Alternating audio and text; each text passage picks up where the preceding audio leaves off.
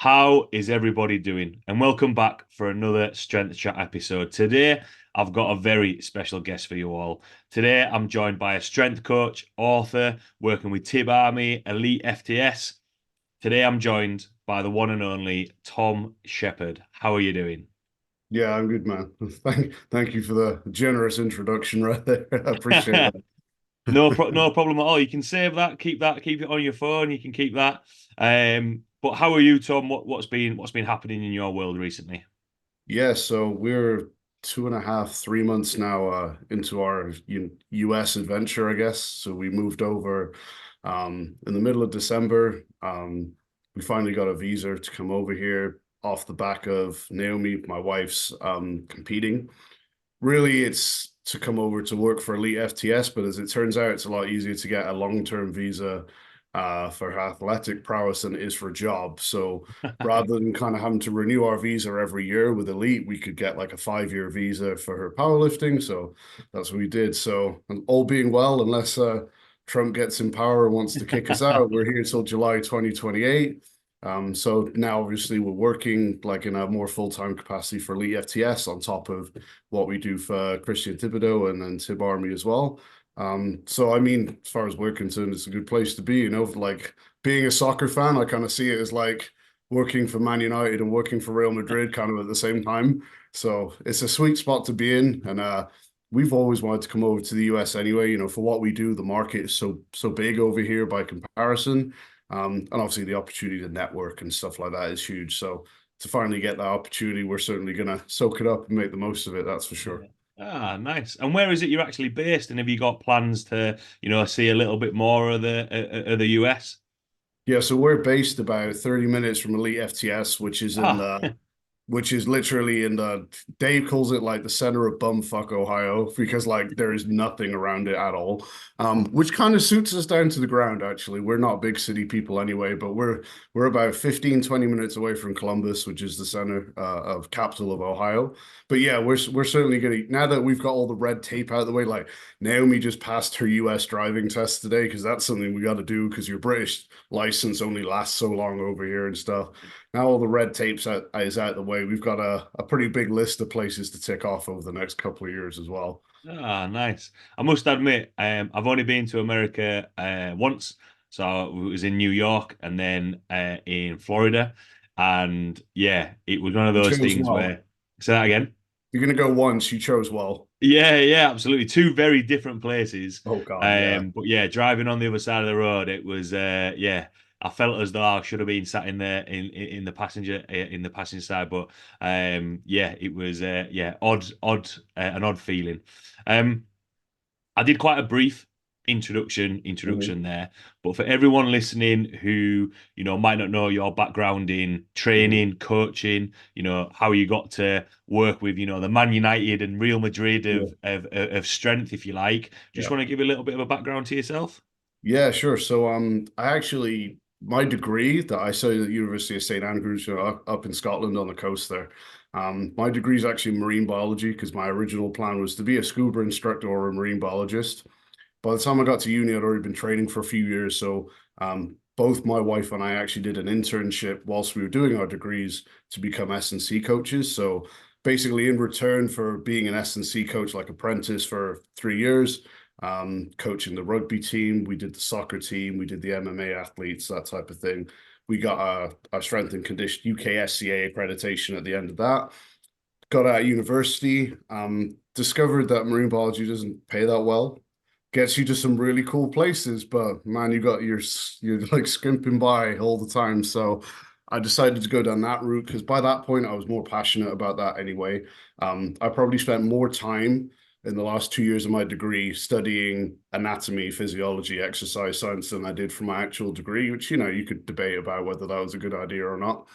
Um, so then when I came out of uni, that's the path I decided to go down. I did my basic PT certification, started off in chain gyms.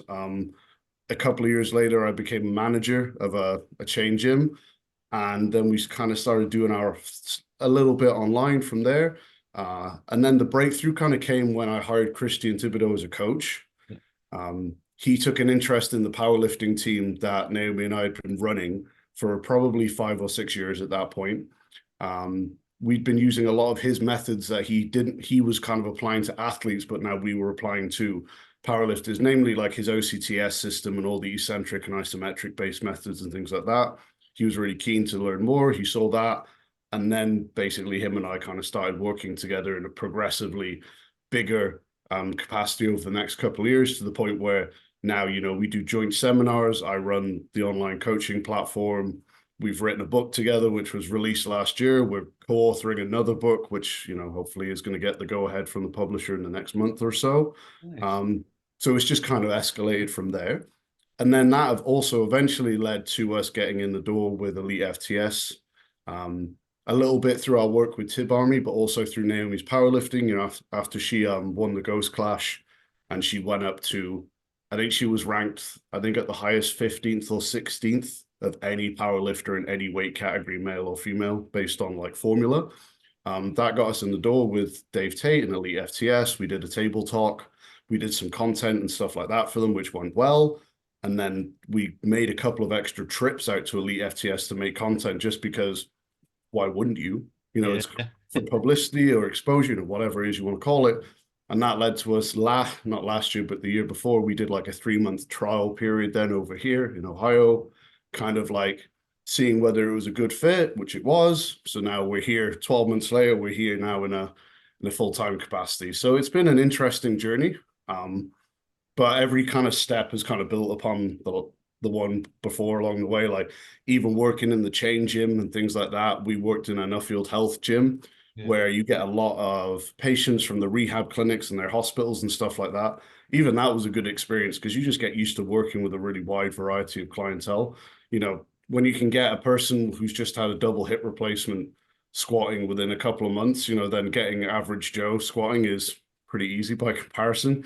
So it Yeah. makes you learn some things, which, there's always, no matter who or what kind of general population or whatever you're working with, there's always something they can teach you to make you a better coach, in my opinion. And all of that's just kind of piled up over the years and led to where we are now. Ah, cool. And with that, because a couple of follow-up questions from that. Obviously, originally going to St Andrews for one path, if you like. Did Yeah. you envision that it would getting involved in strength and condition would lead to where you are now?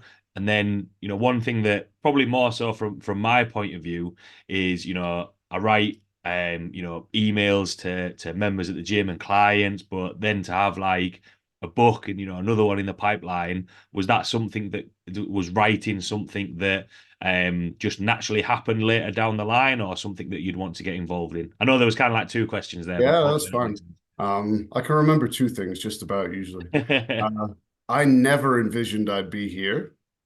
Um, I'm a very hard worker. That's the only compliment I'll ever give myself, probably. But I am a very hard worker. But that I'm the worst person to ask about business, because like even to this day, Naomi and I don't even have a website. Do you know what I mean? Like we do not self-advertise. All until we got with Thibarmy and EliteFTS, all the clientele that we got and what we built our online coaching business from was all word of mouth, just on the premise that they're your best advertisement, and if you give a good enough service, kind of everything else follows. So I didn't really envisage it would ever lead to this. I still kind of pinch myself quite a bit now. Like just this last weekend, I helped Dave run a train your ass off event. There was probably 3 or 4 segments across the weekend that he just went, you go do this bit. And I ran that on my own, which for me is like, oh shit, like this is cool. Do you know Yeah. what I mean? So there's still a little bit of imposter syndrome there, like, oh God, why are these people here to paying what I've got to say? But I really don't underappreciate the opportunities I've been given, which is why I'm so keen to work hard and make the most of it. Like when Christian first hired me, I was very lucky in that he also mentored me and Naomi to a very extensive degree. That gave us, and he helped us network with other people that we wanted to learn from and stuff like that. So in a way, we've been very lucky, but then we've also, the harder you work, the luckier you get a lot of the time, I guess. But yeah, it's definitely where I hoped I would end up, but Yeah. I knew I was dealing with small percentages, but here we are. And yeah, like I said, it still seems a little bit surreal now, just to like walk into Elite FTS and like, oh, this is my office now. Yeah. And then with relation to like the writing, I first started, I always wanted to write and put out material for free because when I was doing my strength and conditioning certification and stuff like that, I already had a really good knowledge based on things like T Nation and the T Nation forums and bodybuilding.com and stuff like that. Free content built a lot of my knowledge base. So I wanted to kind of do the same to help, other people in the same scenario get that same benefit. Christian hooked me up with Chris Sugar at T Nation. I basically sent Christian an article and he was like, oh, actually, this is pretty good. Put me in touch with Chris Sugar. So they were the first people I started writing for was T Nation. And then as my role with Thibarmy kind of became more full-time, I started writing for them. And then, now I've written obviously for EliteFTS as well. I've written for First Detachment and a couple of other companies as well.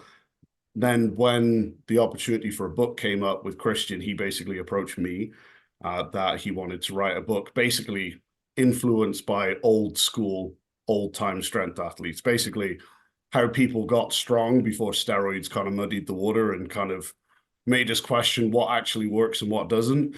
Yeah. And straight away I jumped on that because at that point, my articles are always way too long. Every editor I work with, has to get the red pen out and just cut stuff away because if the word limit's 2,000, then it's usually 3,000, whatever I send them. And I'm like, it's better to have too much than not enough. Yeah. So the freedom to write a book then and have, not an infinite word count, but be able to go into more in depth was a really cool experience. And now we've actually, co-authoring another one with Christian and the same publisher. Hopefully I'm publishing one myself with in the next year or two as well. Is just another opportunity to kind of nerd out to another level and Yeah. just really just put it all down on paper, which I think also makes you a better coach because I think the ability to put something down on paper that can be read and understood to a good level by someone else, it makes you really have to understand it from the ground up and, based on principles rather than just it works because I've done it and it works. Yeah. So it's also, in my opinion, like writing stuff like that is also an opportunity for me to refine what I already do. Yeah. It just, then also has the benefit of hopefully others can get a bigger toolbox from it, if you want, as you will. Yeah, I really buy into that because I know I work really hard to try and speak to clients, athletes, members in the gym about how to uh, how to get the most out of the information that I'm trying to give them. Whereas I remember when I very first started training people, I used to try and say everything. I wanted to give them as much Yeah.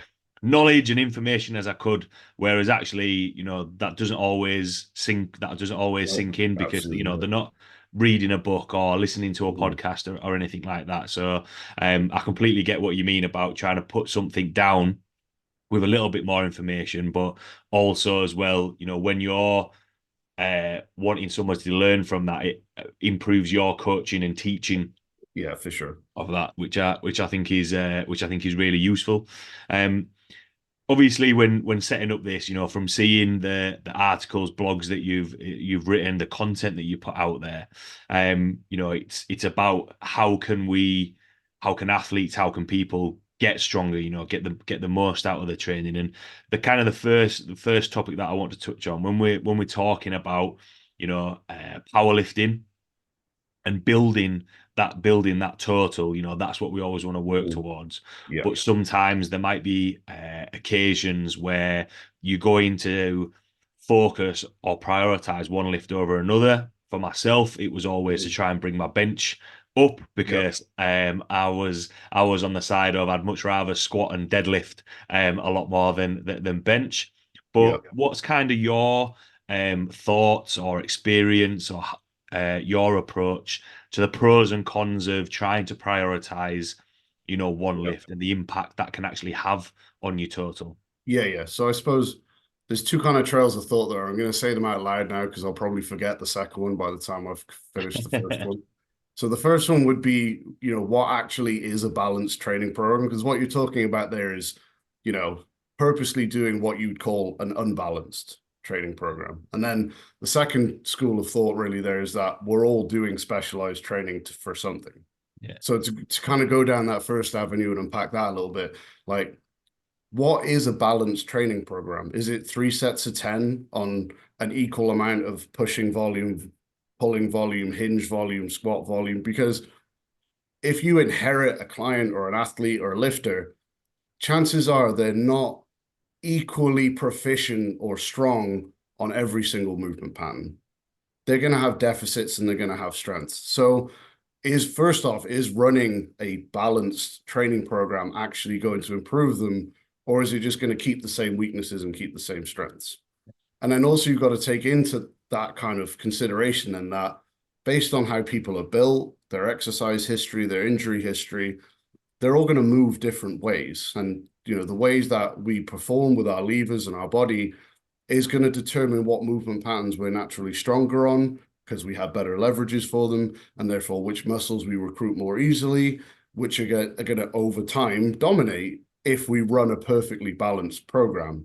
So I suppose the comeback to that is like, should anyone run a balanced program, or is the correct program or optimal program, if there is such a thing, the program that's unbalanced to perfectly match how the athlete is unbalanced, because that means you're putting the workload in the places where they naturally are not going to be strong or naturally not going to make fast progress. If you take someone like myself, let's say someone who's got very long wingspan, they're naturally going to be very strong on pulling movements because the longer the arms get relative to the body, the better levers you have for pulling stuff towards you, the worse levers you have for pushing stuff away.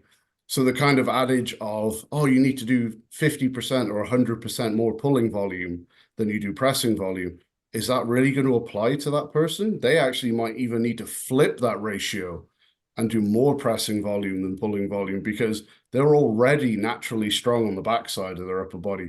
Why would they take, you've only got so much money to spend in the gym, as it were. Yeah. Why would I put more than a disproportionate amount on pulling volume when that's the place where I already dominate? Yeah. So I did, in theory, then, you got to ask yourself, like, balance is completely contextual and maybe doesn't even exist in some regards, right? Yeah. And then, kind of going on to the fact that to a degree, by being a powerlifter or a strongman or a bodybuilder, you are specializing your training. Yeah. We're not all going in and doing 20 minutes of mobility work, 20 minutes of aerobic conditioning, 20 minutes of anaerobic. We're all working specific energy systems or structural systems that we want to improve the most. And then within strength sports, then we're trying to create an athlete that dominates in certain movement patterns, whether it's the snatch and the clean and jerk or the squat, the bench, the deadlift, whatever it is. Being good at something like that is not balanced.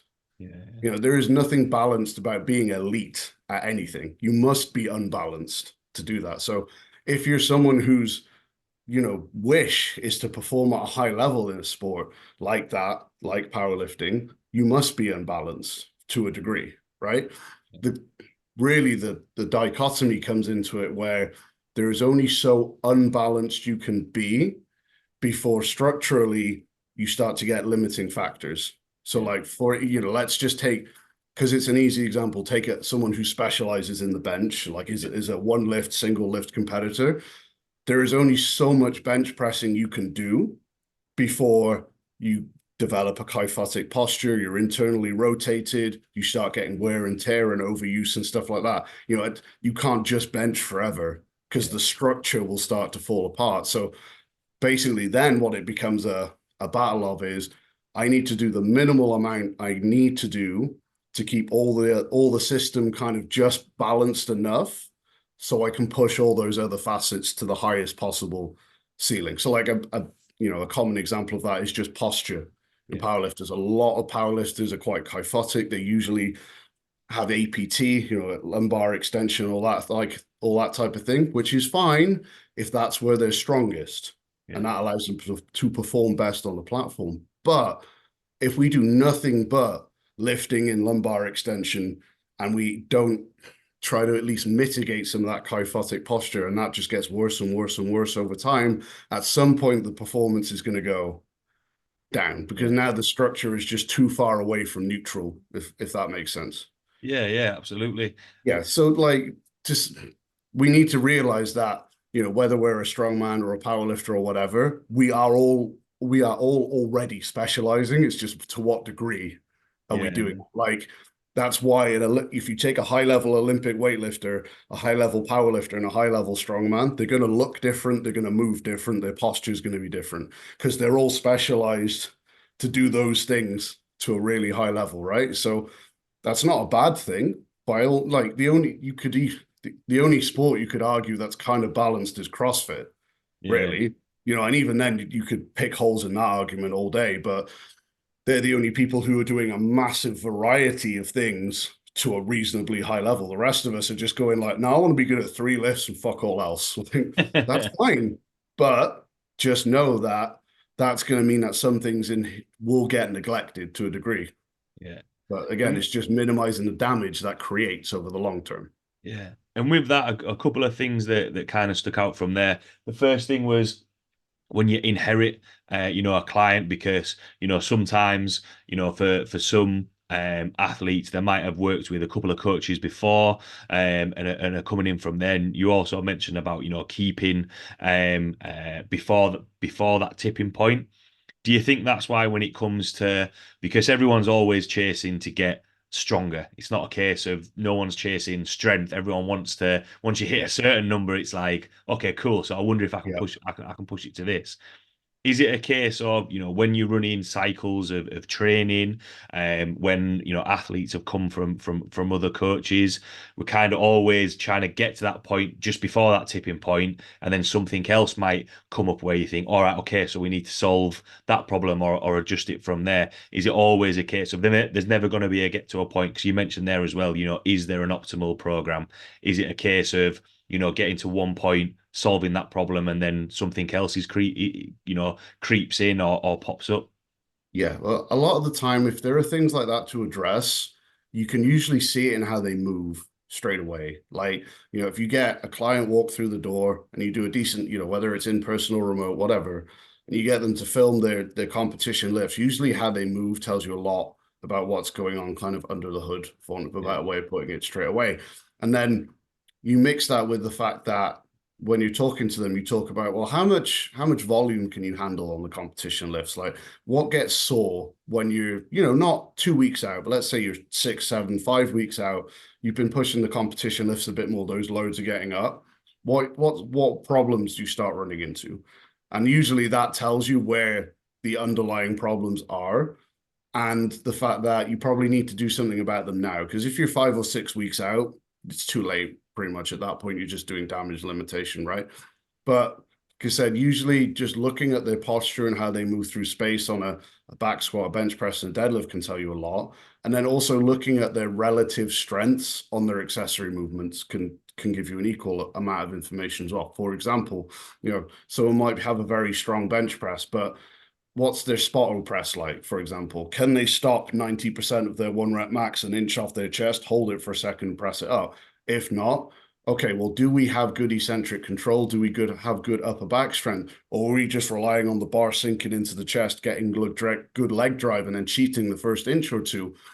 If that spot press is really poor and we're seeing the bar speed up at the bottom and a bit of a heave pattern, then great, you're getting away with that now. But how long until you don't get away with that? yeah, Because if I put another 25 pounds on that bar, you can't heave it heavy enough whilst keeping your butt on the bench yeah, to get it through that sticking point that you don't train because you're used to getting momentum through it, right? Likewise, if we're looking at their squat pattern, you say, okay, well, when's the last time you did any kind of anterior loaded squat, whether it's a front squat or a Zercher squat, or, even an SSB squat to a degree, if you kind of angle the handles up, kind of makes it a front squat. Usually they're really poor on those movements because they kind of get into the habit of sitting back too much. They forget that really, for most people, the quads are going to be the main driver of the squat. It's a knee dominant movement pattern. Equip lifting has kind of muddied that a little bit, but for raw lifting at least, they are two different sports at the end of the day. yeah, So then you've got, straight away they say, well, if your movement pattern on an anterior loaded squat is really poor, you don't know how to get forward knee travel and load your knee joint and load your quads. Again, you're taking one of your biggest muscle groups out of the picture straight away. Like, your squat might look great now, but what if you're only using 80% of what your quads could do? Yeah. right? Do you understand what I'm starting to say? You can Yeah. start Yeah. looking at the ratios of what they're good at, what they're bad at. Are they even capable of pressing overhead? Like, even with the super heavyweight guys I coach, I always strive to get them to be able to press overhead, at least in like a neutral grip, which is a little bit easier because if you can, you know that your shoulder health is probably in a decent place. Yeah. If you can't, you're going to be internally rotated all the time. You end up with all the impingement issues and the inflammation around the AC joint. And even if overhead pressing doesn't make your bench stronger, if it keeps your shoulders healthy and then you can bench press heavy for more volume more frequently, that's probably going to help, right? And just even basic things. So that's why I basically do the same kind of screening pattern with powerlifters that I do with just like sports athletes, because really you're still creating the same base, providing we're talking about kind of like a power athlete, not Yeah. a marathon runner or soccer player or something like that. But you're still pretty much creating the same base. They're peaking over here and special, and you're just taking the same base and peaking over here, like little different physical capacities. But the base that kind of really sets the tone for their longevity and their ultimate upper ceiling is pretty much the same. They need to be pretty good and pretty strong at a wide variety of movement patterns, including all the shit people don't like to do, like things like single leg work and stuff like that. Be amazed at how many people can squat 600-700 pounds and can barely do a split squat. Yeah. Like, okay, great, you're getting away with it now, but how much longer do you get away with it for? Yeah. And And, with and so that, on and so forth. yeah, because you've said there, obviously, how can you? Because ultimately, all this leads to them getting stronger, or looking at those weak points to be able to progress from there. And one thing that you said was, it only lasts for so long. From a coach's point of view, from a trainer's point of view, Mhm. how do you get buy-in from your athletes for that? Because sometimes thinking about bigger picture, it can be, when you're doing like what you said, the stuff that a lot of people don't like to do in the moment, it's like, "Oh, just get me back squatting. Like, I don't want to do the split squats.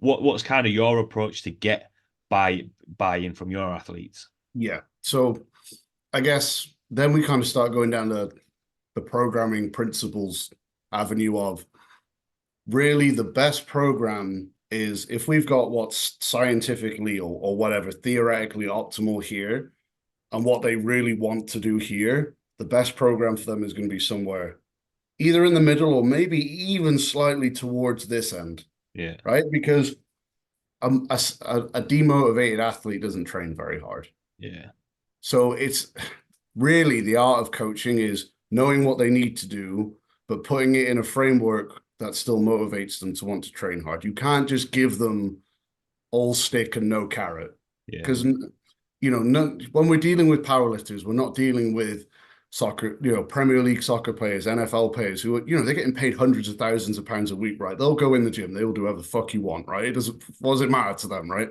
We're all doing this because we like it yeah, and we enjoy it. And for some reason, we just want to keep hammering ourselves so we can put an extra 10 pounds on that barbell, right? We're all unhinged in the same way.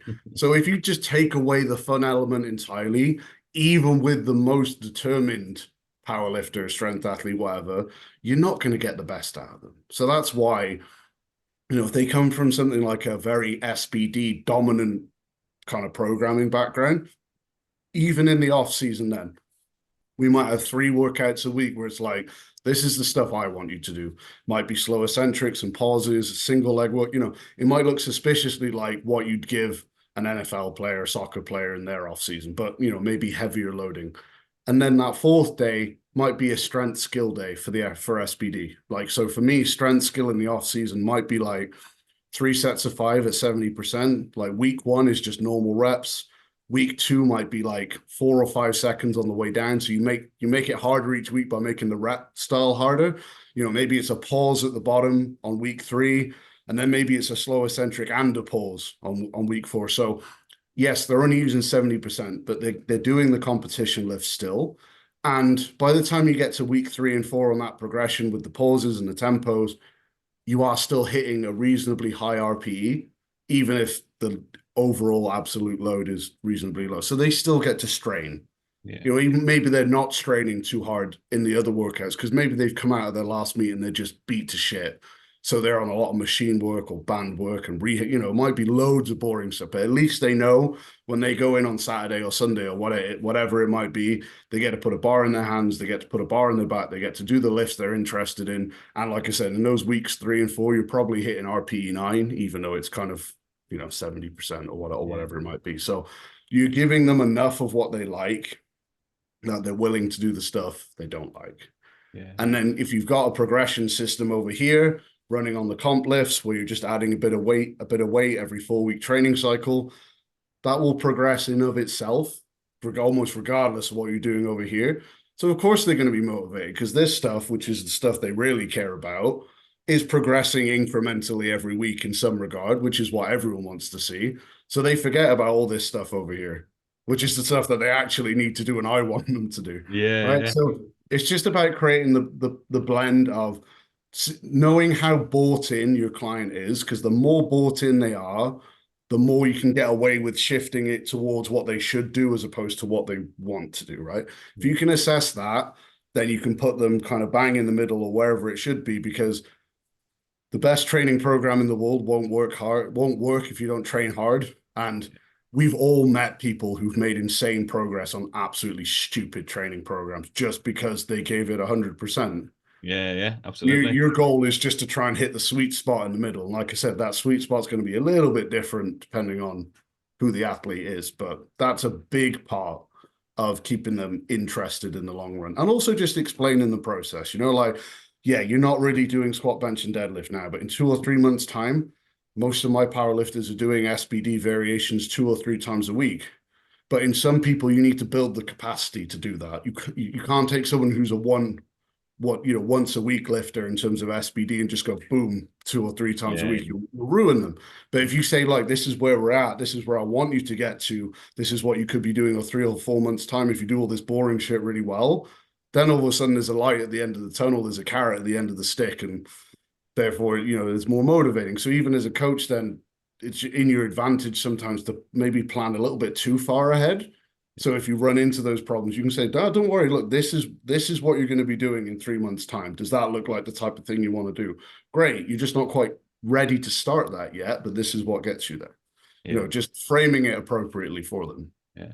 And with that, because when we're talking about, you've mentioned there about the programming side of things and being like, look, this is what we're aiming towards, and having that balance of, it's like with anything, we all get involved in, training because we enjoyed it, and then, we take it a little bit more seriously if we want to compete or, or do whatever.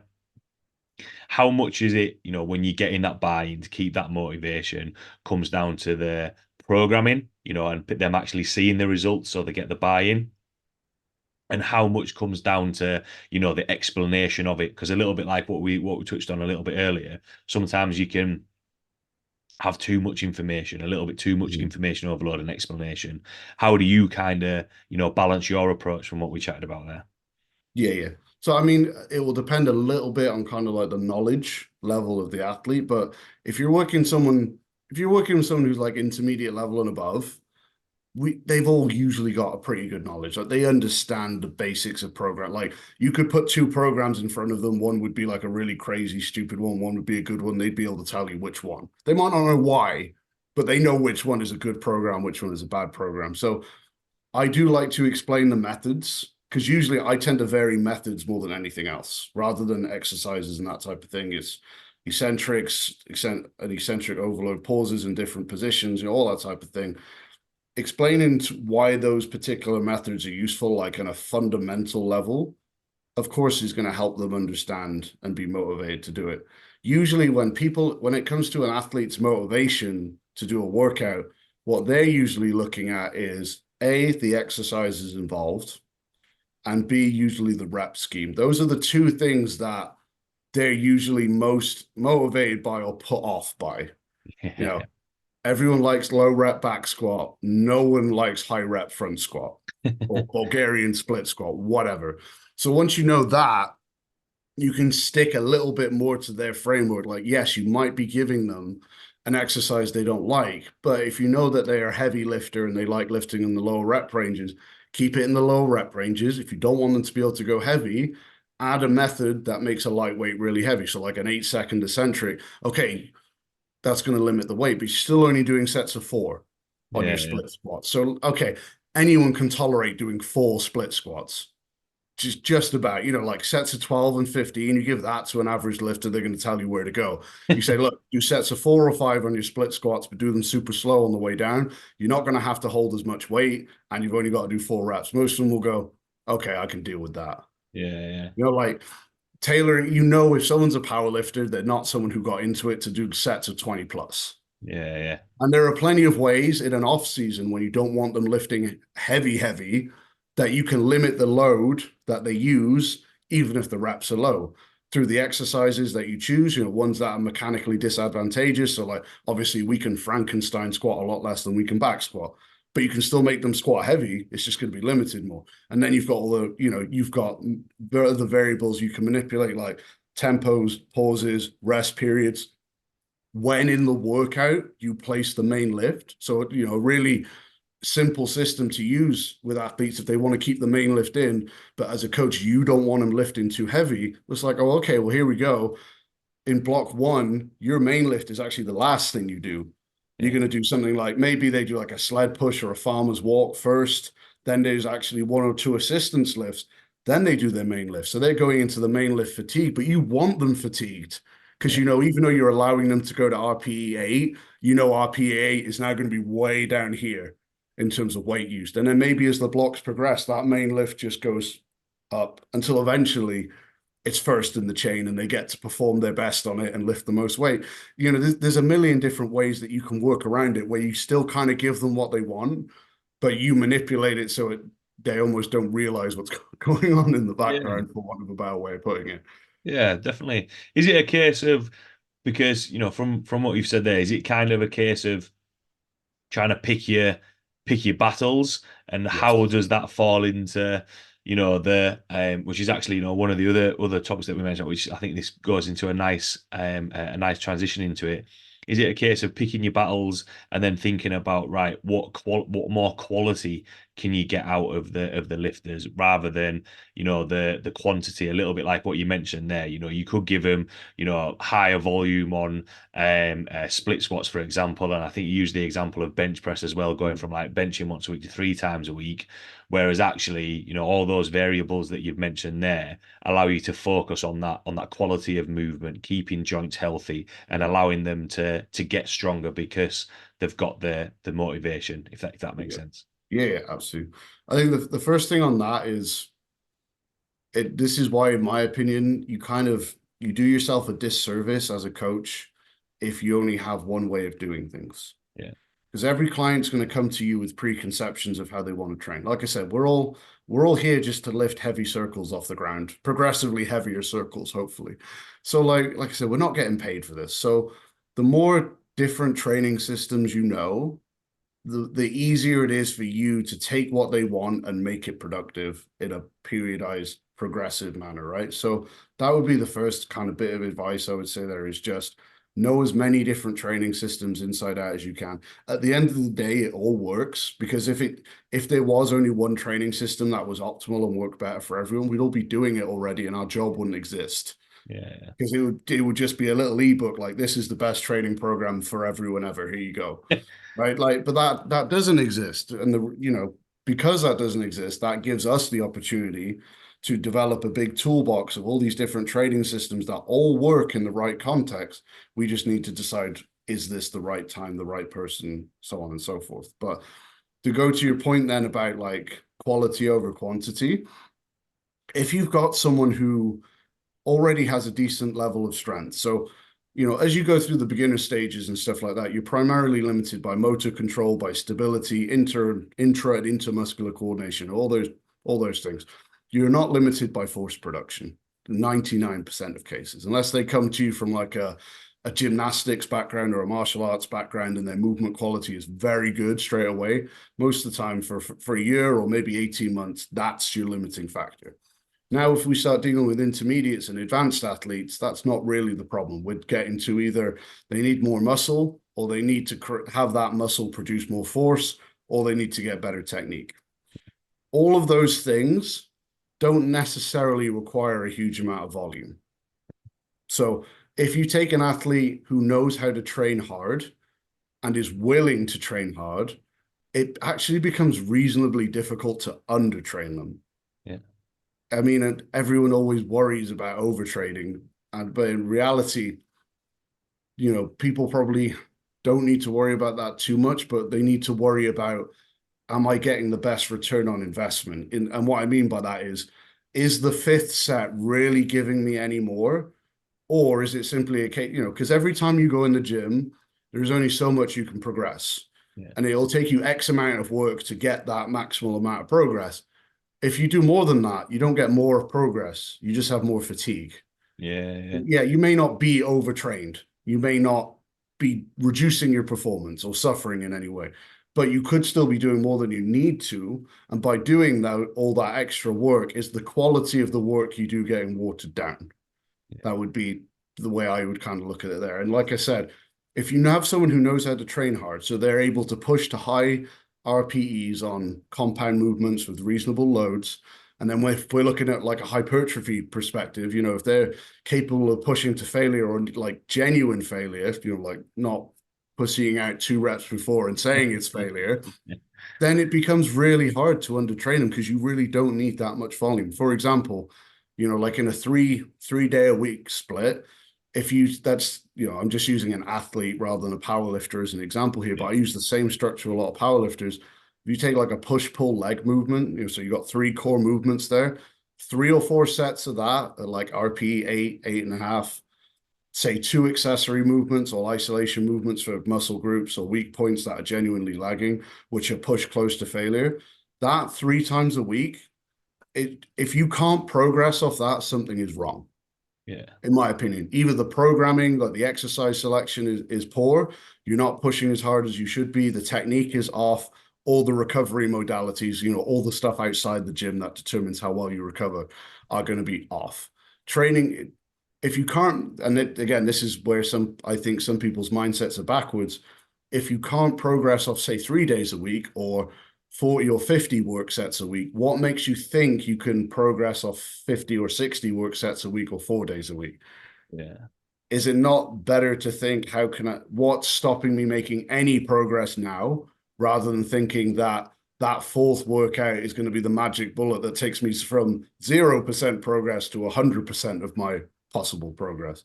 And I think, in general, the biggest issue why most people aren't making progress, and I'm talking generalities here, not powerlifting Yeah. specific, is just people don't train hard enough. Yeah. And like I say, if you have an athlete who knows how to train hard enough, your job as a coach is way easier, because you really don't need that much volume then to Yeah. get them where they want to be. You just need the correct intensity on the correct exercises. And then for the most part, they're going to be good. And do you think from that, because when you say about, it's funny, I actually had this conversation a couple of weeks ago with with another coach about actually, putting that effort in there, but you can sometimes put your efforts into the wrong things. And do you think that's where, when, people are adding in a fourth or a fifth workout, that they've just got the wrong things in their program, as well as not putting that effort in, because they're trying to do more but not actually seeing the results from Yeah, the previous workouts. absolutely. And I mean, let's just take all the science away for a Yeah. moment and just like look at the biggest, strongest people in the world. Like, you're talking like, let's go back and look at West Side Barbell. They trained 4 days a week. 2 of them were dynamic effort days, which, yeah, they were hard, don't get me wrong, but they were speed work for the most part, right?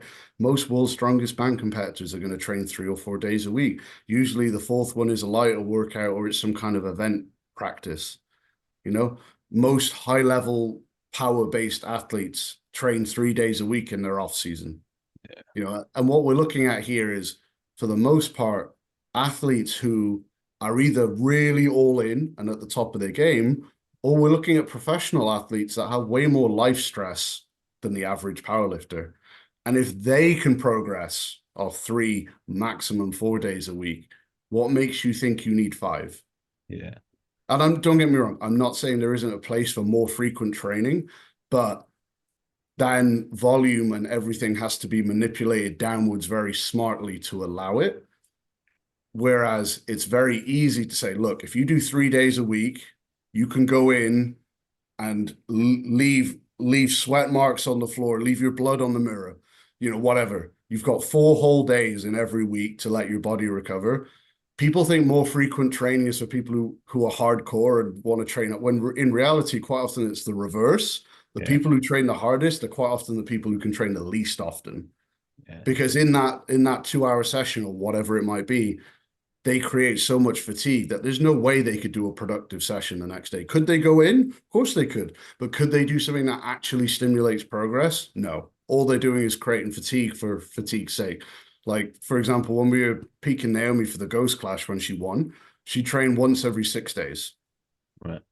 But she trained her one workout every 6 days was squat, bench, and deadlift to a 2 rep max with drop sets of like 92% until she failed. So they were brutal. And they took we'd do squat and bench in the morning, deadlift in the evening.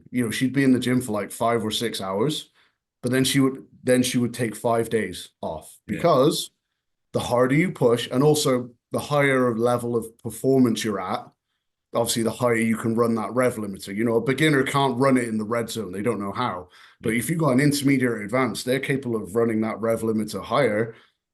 Then if the more you're pushing that, the more you've got to step back on the other side of it. And I think a little bit of it is there's still a bit of a lingering mentality of taking pride in how long you're in the gym or how much you're in the gym compared to what you did Yeah. in the And gym. I, this might be a tangent coming. I did mention that Mhm. we might go onto a little tangent, and with that, because I think that's a really good point because you do see a lot of people thinking, oh yeah, that guy, that woman's in the gym, 6 days a week, absolutely smashing it. Do you think that's because and I know I touch on this, a couple of times about, essentially, social media for a lot of lifters is a training diary, and you think a lot of people, not, we're not maybe talking about at the top level, but for people looking to, progress in their own training, that they just see that training, see, that they're training regularly, and actually think, seeing what they do on recovery days, the mobility that they're doing, looking after the joints, like what you mentioned there, really tough training, five days off, on the recovery days, on the days that you're resting, like actually rest. Do you think that's kind of just what people aren't seeing and Yeah, they for feel as though sure. they don't need? Yeah, for sure. And just to go back to the other little comment you made there, like gyms are full of people who are there consistently, Yeah, but they're still full of people who aren't making progress. yeah, Consistency is great, but if your intensity of effort falls below the threshold to make progress, then it's irrelevant. Because if you make zero progress per workout, you can times it by 1 million workouts, it's still zero. And that's unfortunately what we see. And a lot of, we're talking Gen Pop here, but saying everyone talks about consistency, but also people forget that intensity is important because you have to train to a certain degree of intensity to get anything back. And 100% effort might get you 100% results, but it's not a linear relationship. Like 90% effort might get you 80% of the results, and 70% effort might get you 50%. It's not a lovely linear relationship like that. Closer you get to 100% of your possible effort. And I'm not talking like doing triple drop sets on every work set and grind. I'm talking about applying the best possible effort, including your concentration on movement quality and all that type of things to the program that's in front of you, if yeah, that makes sense. That yeah, has to be there as well. And that has to be there consistently because one without the other isn't going to get you anything. Just like you can go in the gym once a month and train until your eyes bleed, but you're not going to progress on once a month either, right? yeah, So I think that's important there because I think sometimes we overvalue consistency and undervalue intensity because that was just a popular thing to kind of make nice. It's like it's okay, just get in the gym and build the habit, and the rest will take care of itself, which is not true. yeah. You I know? think there was I can't remember the phrase that I saw, but we know that inconsistency doesn't Mhm. doesn't yield No, results. but Mhm. consistency also doesn't guarantee results because Correct. like what Absolutely. you mentioned there. I remember one of the very first gyms that I worked in. And I remember that he used to come in and train 3 times a week, and he literally used the same weights all the time. I could Yeah. literally, like clockwork, know that it was going to do. And don't get me wrong, one of the most consistent, gym goers that I saw. But I never saw more weight on the bar. Never saw a changing the physique, consistent. But like what we touched on there. You can put your efforts maybe into the wrong thing, and Mhm. we've touched on quite a lot of variables there about, getting quality work out, manipulating some different training methods, to make sure that we are ultimately, chasing to get stronger, see results.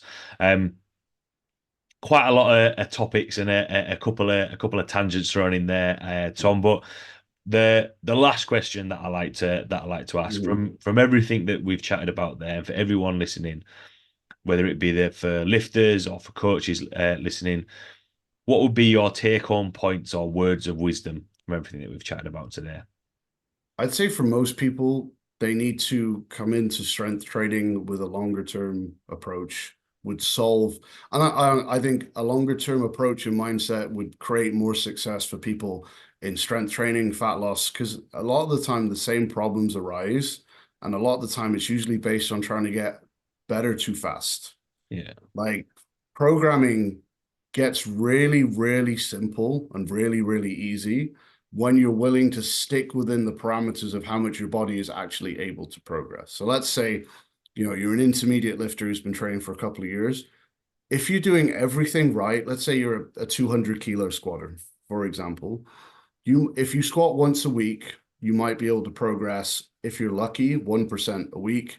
Probably considering that most people have a job, nothing else is perfect, nutrition might not be well, you're probably looking at like 0.5% a week at most for most people. You throw in someone with a stressful lifestyle, not enough sleep, whatever, that's going to be down at like 0.25%. Even if we go off 0.5% a week, that's still 1 kilo a week. If you did that, you'd be at 250 in a year, give or take. yeah. So, but if you offered that to most people, they tell you that's too slow. That's not good enough. I want more than that. Well, what is more than that? And that's where program becomes really complicated then, is because then you start trying to cheat the system. And it's like, oh, well, I want to add weight to the bar every week. Sure, you can do that. You can start off doing your top singles at RPE 7 and you can just add weight every week. But are you actually getting stronger or are you just pumping the RPE up? Yeah, yeah, I mean, you probably, 6 weeks down the line, it's 20 kilos heavier, but now it's RP9 rather than RP7. You probably could have done that same single 6 weeks ago. You're not actually stronger right now, but people forget that whatever you lift on the bar does not necessarily equate to how strong you are right now. And it doesn't necessarily equate to you building strength. Displaying strength peaking is totally different. That's just, altering the software to maximize the output of whatever engine you've got right now. Whatever, that's totally different. We're talking about long-term approach. Like take something like 531, again, adding 2.5 kilos a month. People should snap your hand off for that. yeah. Because again, if you did that for a year, that's 30 kilos a year. Where would you be if you added 30 kilos a year to your bench for the next 3 years? For me, Yeah. Where would you be? I'd probably be up to close nearly a 200 bencher for that. Would that not be great if I gave you that? If I said, look, in 3 years' time, you can have a 200 kilo bench, would you take that? Absolutely. Yeah, but most people, if you broke that down to the micro scale and said, this is what the progress is going to look like on a week, a month by month basis, they're just like, and whether that plays into the whole social media thing and whatever, like you mentioned before, I don't want to go down that philosophical debate because we Yeah, can do it yeah. all day. But I think for the most part, people really don't need to overcomplicate their programming, and they just need to accept that it's a marathon, not a sprint, to say it in the cheesy way, right? Like, for example, right now I'm running a version of Doug Hepburn's progression model, which is you take a weight that's like 80 to 85%. You do 8 sets of two in week one, and every week, one of those sets of two becomes a set of three. Yeah. And at the end of the cycle, you do that same weight for 8x3. You add the tiniest amount of weight, and then you go back to 8x2 and you go again. But you know what? That is probably about the rate of progress that most intermediates can actually progress at. If you're an advanced lifter, it's even slower than that again. If you're an advanced or elite lifter, you've got the battle of you've got to get back where you were first. Yeah. You got to hope you can just get back to the same place, and then you got to worry about, like that's another endeavor all over again. But for the 70 or 80% of us that are in this kind of middle ground where we don't have newbie gains anymore, but we don't quite have that worry, a progression system like that, where you add 2.5 kilos every 8 weeks or whatever it might be, imagine you could just do that forever and never have to worry about your program. Because in theory, you could. If your nutrition, your recovery is in line, and there's a little bit of the correct accessories thrown in there, you could train like that. And you know what? That's what the strongest guys in the 50s and the 60s, that's what they all did. It's just boring, Yeah. unfortunately. So, like, then a lot of programming becomes, how do I take that same possible rate of progress, but mask it in a training system that keeps my client entertained? That's really what we're battling with here, because we could just give that Hepburn progression model to, and there you go, run that on back squat, bench press, deadlift, and one variation that works on your weak point for the next year. And you probably will come back 20, 30 kilos stronger at the end of it. But find the client who will actually run that program. Yeah, Yeah, absolutely. it's going to be the 1 or 2%, right? That's Yeah. it. The other 98% are going to run it for a month and go, oh, well, fuck, this is boring. But, Yeah. but I think just at least, I'm not saying everyone should go run that program, but everyone should at least shift their mindset to what their expectations are in terms of their rate of progress, because that is what the human body is capable of. And once you frame it in the correct time frame, all of a sudden, all these things become way simpler because you're not trying to cheat the system. You don't have to get into super fancy advanced methods before you need them. You don't have to do specialization blocks for lifts that are lagging, because at the end of the day, it will get there if you just treat it appropriately. And that same thing is, you see it with fat loss and stuff all the time. The main problem people fail with their fat loss is because they have more fat to lose than they think, and they think they can lose it quicker than they can. If they just understood how much there was to lose and how much they could lose per week and set aside the appropriate time frame, probably a considerably higher amount of people would have success. And Yeah. I think you have the exact same kind of paradigm there with strength training. Just think long term. And Dave Tate goes on a lot about quadrennials and stuff like that. And I think a lot of people struggle to get their head around planning that far ahead.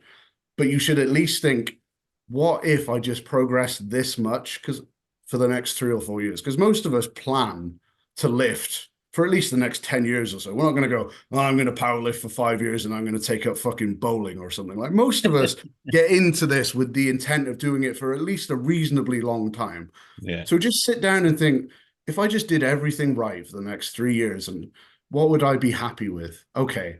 Now, if I work backwards from that, how much do I actually need to add to the bar every month and every week to get there? And all of a sudden, you're usually like, oh shit, it's like half a kilo or Yeah. whatever. It's way less than you think it is. And all of a sudden, all this stuff just becomes way, way easier. So that would be my biggest advice, would be, I suppose, patience, but also reframing what you see as a good rate of progress, because it just simplifies so much. Yeah, absolutely. I think that was a really good, words of wisdom there. And the key thing that you said there for me was patience.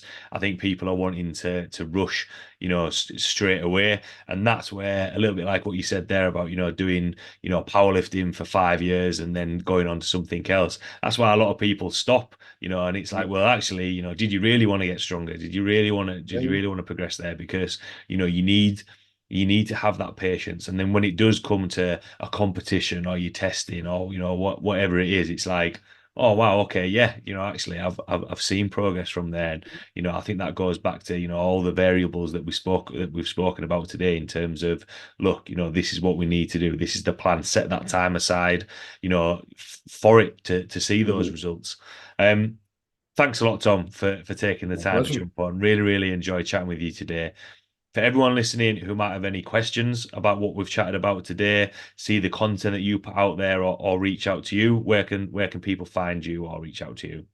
Instagram's probably the best for me. Just drop me a DM. My profile is Phoenix Performance Training.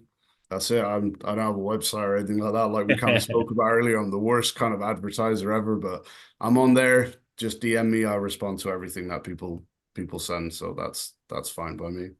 Awesome. Well, thanks a lot for taking the time to jump on. Like I say, I think some really, really useful content in there. I've really enjoyed chatting with you. Thanks a lot to everyone listening, and I will see you all next week.